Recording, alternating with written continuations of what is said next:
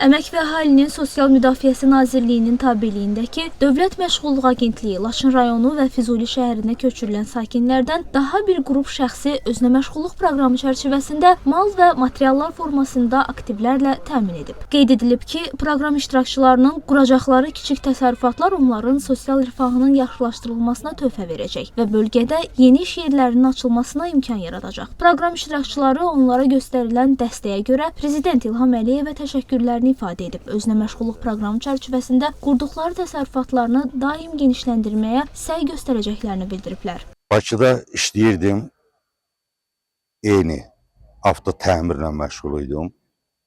Bura köçəndən sonra işsizliklə bağlı mən məşğulluğa müraciət eləmişəm.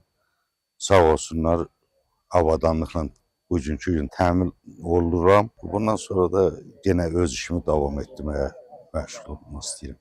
Ali Baş Komandamıza Allah ömür versin ki, bugünkü günü bizə göstərdi. Sağ olsun dövlətimizi, canım fəd olsun şəhidlərimizə, qazilərimizə Allah can sağlığı versin. Oğlum da 44 günlük müharibənin iştirakçısıdır.